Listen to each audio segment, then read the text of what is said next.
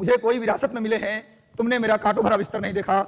इंसान जब चलता है रास्ते में उसे हजार कठिनाइयों का सामना करना पड़ता है, लेकिन जब उसे सफलता मिलती है तब लोगों को ऐसा लगता है कि वह व्यक्ति आसानी से उसने तो कुछ किया ही नहीं, डायरेक्ट उसे सफलता मिल गई। लेकिन ऐसा नहीं होता, कई रातें उसने गुजारी होती हैं। लोग रातों को एंजॉय करते हैं और हमारे विद्यार्थी और जो पथिक होता है पूरी रात जाग कर पढ़ता है, कोई रात में सोता है, कोई रातों भर जागता है, जागने के बाद सफलता मिलती है।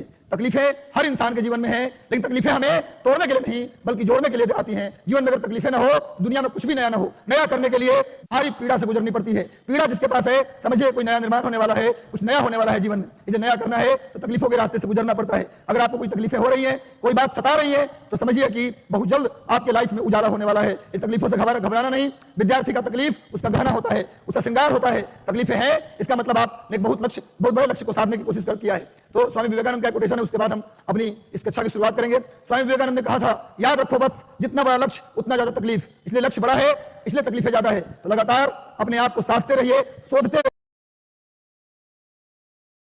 तो आपके जीवन में उजाला होगा, सूर्योदय होगा। इसलिए प्लीज 15 दिन सबको भुलाकर लगा दीजिए अपने आप को। चलिए, शाम को 8:15 बज चुके हैं, 8:15 इस सेशन में हम आपका तहे दिल से, दिल की गहराइयों से स्वागत करते हैं और आपको ढेर सारा आशीर्वाद, ढेर सारी शुभकामनाएं देते हैं। तो जगिए, उठिए, नींद को खोलिए, तब तक मत रुकिए, तब तक मत सोइए जब तक सफल न हो जाइए। चलिए, कौन कौन जुड़ चुके हैं एक बार जुड़ जाइए सभी लोग सेशन के साथ। सेशन से जुड़ गए तो सेशन को लाइक कर दीजिए गुरु, सेशन को लाइक कर दो, सेशन को जल्दी से लाइक कर दीजिए। चलिए, तो आज का सेशन ज्यादातर सवाल पर्यावरण भूगोल से और इंतजार खत्म हुआ। हो सकता है मंडे के दिन हम लोग करंट अफेयर के 500-700 सवाल लेकर के आए, या 2 सेशन में लेके आए 250 क्वेश्चन। करंट के जो सवाल आपके लिए हम लेकर आएंगे, सवाल वहीं से आएगा गुरु। करंट का यदि करा देंगे तो सवाल उससे बाहर नहीं पूछेगा। तो चलिए, आज के सेशन की हम शुरुआत करते हैं, पर्यावरण और भूगोल। चलिए, आज के सेशन का पहला सवाल, 2011 की जनगणना के अनुसार भारत में कितने महानगर हैं? 2011 की जनगणना के अनुसार भारत में कितने महानगर हैं? जल्दी, जनगणना के सवाल कल भी मैंने लिए थे और आज भी 1-2 सवाल जनगणना से हमने लिया है। 10 लाखी नगर। भारत में महानगर की बात करें तो महानगर की परिभाषा है, महानगर की परिभाषा है जिसकी जनसंख्या, ऐसा नगर जिसकी जनसंख्या 10 लाख कम से कम हो। 10 लाख, ऐसा नगर जिसकी जनसंख्या 10 लाख हो, उसे हम 10 लाखी नगर या महानगर कहते हैं। बिहार में एकमात्र महानगर पटना है, पटना, लेकिन बगल का राज्य झारखंड है, वहां 2 महानगर है, धनबाद और टाटा। धनबाद भी 10 लाख की जनसंख्या वाला है, टाटा भी 10 लाख की जनसंख्या वाला है। जमशेदपुर और धनबाद, झारखंड की राजधानी रांची, महानगर में भी नहीं आता क्योंकि उसकी जनसंख्या 10 लाख नहीं हुआ। मेट्रो सिटी, महानगर को अंग्रेजी में बोलते हैं मेट्रो सिटी। अब मेट्रो सिटी का मतलब ये मत सोच लेना जिस शहर में मेट्रो चलने लगी उसे मेट्रो सिटी कहेंगे, बिल्कुल नहीं। मेट्रो सिटी महानगर की परिभाषा है जिस नगर की जनसंख्या 10 लाख हो जाए। तो पूछ रहा प्रश्न में 2011 की जनगणना के अनुसार भारत में कितने महानगर हैं, यानी कितने ऐसे नगर हैं जिनकी जनसंख्या मिनिमम 10 लाख या 10 लाख के पार है। जल्दी बताओ भैया, 2011 की जनगणना के अनुसार किसकी जनसंख्या, कितने शहरों की जनसंख्या 10 लाख के पार है? 35, 52, 75 या 80? आंसर होगा 52। 52 महानगर। सबसे अधिक महानगर उत्तर प्रदेश में है, सबसे अधिक महानगर उत्तर प्रदेश में है, 7 महानगर। इसका एक ट्रिक भी है, उत्तर प्रदेश के 7 महानगर का एक ट्रिक है, कावाल एमजी। कावाल एमजी कैसे हो गया? कानपुर, के से कानपुर, ए से हो गया आगरा, बी से हो गया वाराणसी, उसके बाद अगला ए से हो गया इलाहाबाद, एल से हो गया लखनऊ, एल से हो गया लखनऊ, एम से हो गया मेरठ, जी से हो गया गाजियाबाद। एक ट्रिक है, उत्तर प्रदेश के महानगर का ट्रिक है, कावाल एमजी। के से कानपुर, ए से आगरा, बी से वाराणसी, अगला ए से इलाहाबाद, एल से लखनऊ, एम से मेरठ, जी से गाजियाबाद। सबसे ज्यादा महानगर, सबसे ज्यादा 10 लाख की जनसंख्या वाला नगर कहां है गुरु? कहां है? उत्तर प्रदेश में। झारखंड में 2 महानगर, धनबाद और टाटा। बिहार में एकमात्र महानगर पाटलिपुत्र यानी पटना। टोटल 2011 की जनगणना के अनुसार भारत में कितने महानगर? 52 महानगर हैं। सबसे ज्यादा महानगर उत्तर प्रदेश, बिहार में एकमात्र महानगर पटना, झारखंड में 2 महानगर, धनबाद और टाटा। चलिए, इसका स्क्रीनशॉट ले लो, उसे बोलते हैं महानगर जिसकी जनसंख्या कम से कम 10 लाख हो गया हो। चलिए, स्क्रीनशॉट ले लीजिए, इसका जल्दी से आप स्क्रीनशॉट ले लो, जल्दी से आप इसका स्क्रीनशॉट ले लीजिए, जल्दी फटाफट। 11 की जनगणना में 52 शहर हैं जिनकी जनसंख्या 10 लाख के पार है। चलो गुरु, आगे आ जाते हैं, नेक्स्ट अगले प्रश्न पे आओ। भारत का पहला महानगर किसे घोषित किया गया है? भारत का पहला महानगर, भाई पहला ऐसा नगर कौन था जिसकी जनसंख्या 10 लाख के पार हो गया था? कौन ऐसा महानगर था पहला जिसकी जनसंख्या 10 लाख के पार हो गया था गुरु? जल्दी बताओ। मुंबई, कोलकाता, दिल्ली, मद्रास? जल्दी बताओ भैया, कौन ऐसा महानगर था जिसकी जनसंख्या 10 लाख के पार हो गया था। ये पहला महानगर था कोलकाता। कोलकाता इसकी जनसंख्या 1901 में ही 10 लाख के पार हुआ था। भारत में महानगर का दर्जा पाने वाला पहला शहर है कोलकाता। ये वही कोलकाता है जिसे सिटी ऑफ जॉय कहते हैं, सिटी ऑफ जॉय, यही सिटी ऑफ जॉय। कोलकाता को सिटी ऑफ जॉय के नाम से जानते हैं, कोलकाता को सिटी ऑफ जॉय के नाम से जानते हैं। 1911 तक कलकत्ता भारत की राजधानी थी। 1911 तक कलकत्ता भारत की राजधानी थी। भारत की राजधानी कोलकाता भारत की राजधानी थी 1911 तक। 1911 के बाद दिल्ली भारत की राजधानी बना दी गई। कलकत्ता से राजधानी को हटा दिया गया। कलकत्ता से राजधानी को हटाकर 1912 में भारत की राजधानी दिल्ली बना दिया गया। 11 तक भारत की राजधानी कोलकाता था। कोलकाता को सिटी ऑफ जॉय कहते हैं। अब भारत में महानगर का दर्जा पाने वाला पहला शहर था कोलकाता, जिसे 1901 में महानगर का दर्जा प्राप्त हुआ था। कोलकाता हुगली नदी के किनारे है। कोलकाता हुगली नदी के किनारे है, नोट कर लीजिएगा। चलिए, कलकत्ता के आसपास जो बंदरगाह है उसका नाम है हल्दिया बंदरगाह। हल्दिया बंदरगाह कलकत्ता के आसपास कौन सा बंदरगाह है गुरु? हल्दिया बंदरगाह। कोलकाता को सिटी ऑफ जॉय कहते हैं। कलकत्ता भारत की राजधानी कब तक था? 1911 तक। भारत में महानगर का दर्जा पाने वाला पहला नगर कोलकाता। स्क्रीनशॉट ले लो जल्दी से, आप इसका स्क्रीनशॉट ले लीजिए, जल्दी से स्क्रीनशॉट ले लो गुरु।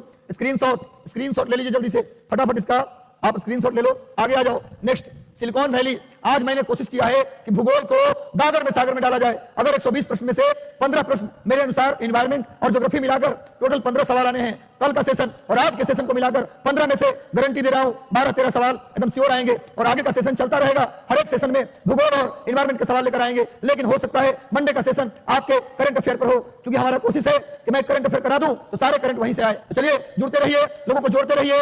एक बार सेशन को लाइक कर दो गुरु। जुड़ गए हो तो सेशन को लाइक कर दीजिए। अच्छा लगता है हमारा सेशन और आपका नॉलेज से भरा हुआ रहता है, तो please like this session. Link copy करके अपने सारे व्हाट्सएप ग्रुप, टेलीग्राम, हर जगह सेशन को शेयर कर दो गुरु। सिलिकॉन वैली के नाम से किसे जानते हैं? किस शहर को सिलिकॉन वैली के नाम से जानते हैं? इसका सही उत्तर क्या होगा? हैदराबाद, बेंगलुरु, दिल्ली या चेन्नई? हैदराबाद में 4 मीनार है। हैदराबाद में क्या है जी? 4 मीनार। इसके बाद और क्या है हैदराबाद में डीएनए फिंगरप्रिंट संस्थान। ये कहा है भैया? हैदराबाद में डीएनए फिंगरप्रिंट संस्थान है। हैदराबाद में राष्ट्रीय ग्रामीण विकास संस्थान है। हैदराबाद में राष्ट्रीय ग्रामीण विकास संस्थान। कई बार क्वेश्चन आया है, राष्ट्रीय ग्रामीण विकास संस्थान, डीएनए फिंगरप्रिंट संस्थान, 4 मीनार, ये सब हैदराबाद तेलंगाना की राजधानी भी है। तेलंगाना की राजधानी हैदराबाद मूसी नदी के किनारे है। अभी आंसर नहीं बताया हूं। दिल्ली, चेन्नई, यहां पर केंद्रीय चमड़ा अनुसंधान संस्थान है। केंद्रीय चमड़ा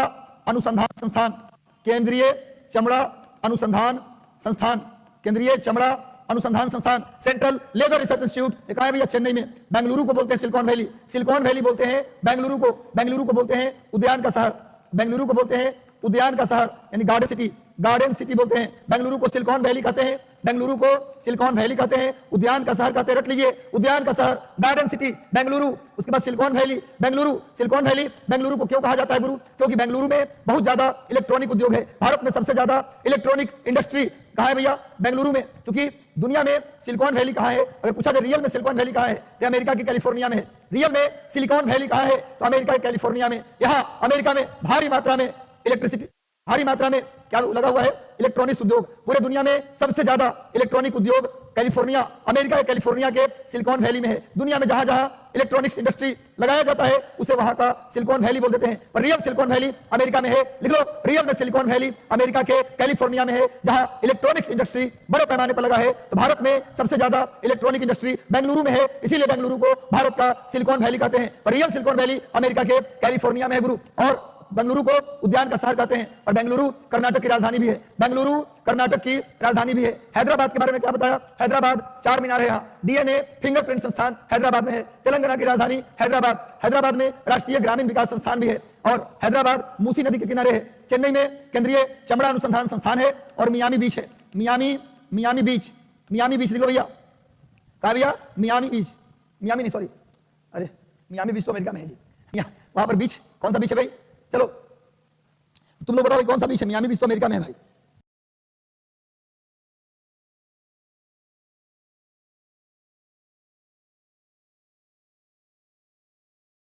मियामी तो अमेरिका में है ना जी। मियामी बीच अमेरिका में। चेन्नई में कौन सा बीच है? मरीना बीच है। यहाँ पर कौन सा बीच है? मरीना बीच। मियामी बीच अमेरिका में। चलो इसी बहाने मियामी बीच आ गया। इसी बहाने मियामी बीच आ गया। मियामी बीच अमेरिका के फ्लोरिडा राज्य में है। मियामी बीच अमेरिका के फ्लोरिडा राज्य में है। मियामी बीच अमेरिका के फ्लोरिडा राज्य में है। यहाँ मरीना बीच है। तो मरीना बीच और केंद्रीय चमड़ा अनुसंधान संस्थान चेन्नई, और बेंगलुरु को उद्यान का शहर बोलते हैं, गार्डन सिटी, सिलिकॉन वैली बोलते हैं। हैदराबाद में रख लो चार मीनार, डीएनए फिंगरप्रिंट संस्थान, रट्टा मारो कई बार पूछा गया है, राष्ट्रीय ग्रामीण विकास संस्थान हैदराबाद, मूसी नदी के किनारे हैदराबाद, और हैदराबाद सिकंदराबाद को जुड़वा नगर कहते हैं। हैदराबाद और सिकंदराबाद को जुड़वा नगर कहा जाता है। जल्दी से आप इसका स्क्रीनशॉट ले लीजिए, जल्दी से आप इसका स्क्रीनशॉट, गुरु जल्दी से स्क्रीनशॉट ले लो, काफी इंपॉर्टेंट पॉइंट है। चलिए स्क्रीनशॉट ले लीजिए। प्रमोद कुमार, बबीता यादव, मरीना बीच है। नीतीश शर्मा, मनीषा पिंकी, नेहा कुमारी, रोहन कुमार, अमित यादव। सेशन को लाइक कर दो। भारत में कोलार की खदान किसके लिए प्रसिद्ध है? भारत में कोलार माइंस किसके लिए प्रसिद्ध है भैया? कोलार माइंस, कोलार की खदान किसके लिए प्रसिद्ध है? एक और खदान है हट्टी की खदान। कोलार की खदान और हट्टी की खदान, ये दोनों के दोनों खदान कहां है भैया? कर्नाटक में। ले लो, ये कोलार माइंस भी कर्नाटक में और हट्टी माइंस भी कर्नाटक में। आपने एक मूवी देखा होगा केजीएफ सिनेमा देखा आपने? कोलार गोल्ड माइंस के ऊपर ही बना हुआ है। कोलार गोल्ड माइंस के ऊपर बना है एक सिनेमा केजीएफ। भैया कोलार गोल्ड माइंस और हट्टी माइंस ये दोनों कहां है भैया? कर्नाटक में। किसके लिए प्रसिद्ध है? सोना के लिए, गोल्ड के लिए। कोलार माइंस दोनों लिख लो, कोलार की खदान और हट्टी की खदान दोनों सोना के लिए प्रसिद्ध है, दोनों गोल्ड के लिए प्रसिद्ध है, कर्नाटक में है। और कर्नाटक में लिख लीजिए, कर्नाटक में लोहा के लिए, कर्नाटक में लोहा के लिए कौन सा प्रसिद्ध है भैया? तो दो है, एक है बेल्लारी और दूसरा है कुद्रेमुख। कर्नाटक का कुद्रेमुख, कर्नाटक का कुद्रेमुख और कर्नाटक का बेल्लारी, रट लीजिए। कर्नाटक का कुद्रेमुख और कर्नाटक का बेल्लारी ये दोनों लोहा के लिए प्रसिद्ध है। यही याद करो, घर पे याद नहीं करना। कर्नाटक का कोलार और हट्टी सोना के लिए प्रसिद्ध है, गोल्ड के लिए प्रसिद्ध है, लेकिन कर्नाटक का बेल्लारी और कुद्रेमुख, बेल्लारी और कुद्रेमुख ये गोल्ड के लिए प्रसिद्ध है। याद कर लीजिए, गोल्ड के लिए प्रसिद्ध है, रटना नहीं भैया। चलो याद कर लो, स्क्रीनशॉट ले लो। कर्नाटक का बेल्लारी और कुद्रेमुख किसके लिए प्रसिद्ध है? किसके लिए प्रसिद्ध है भाई? तो यह है लोहा के लिए प्रसिद्ध है। और देखो भैया, कर्नाटक जो राज्य है वो कॉफी के उत्पादन में, मक्का के उत्पादन में और रेशम के उत्पादन में नंबर 1 है। कर्नाटक की बात करें तो कर्नाटक कॉफी, मक्का और रेशम, कॉफी, मक्का और रेशम। कॉफी मतलब कहवा, मक्का मतलब मेज, मक्का मतलब मैज, रेशम का मतलब सिल्क, अंग्रेजी में सिल्क बोलते हैं। तो कॉफी, मक्का और रेशम ये तीनों के उत्पादन में कर्नाटक का पहला स्थान है। कर्नाटक का पहला स्थान है कॉफी, मक्का और रेशम के उत्पादन में। चलिए एक बार स्क्रीनशॉट ले लीजिए, आगे बढ़ते हैं। अगला सवाल, मध्य प्रदेश के मलंज खंड में कौन सा धातु मिलता है? मध्य प्रदेश के मलंज खंड, ये मलंज खंड मध्य प्रदेश के बालाघाट जिले में है। मध्य प्रदेश के बालाघाट, मध्य प्रदेश में जो मलंज खंड है वो मध्य प्रदेश के बालाघाट जिले में है, बालाघाट जिला में है।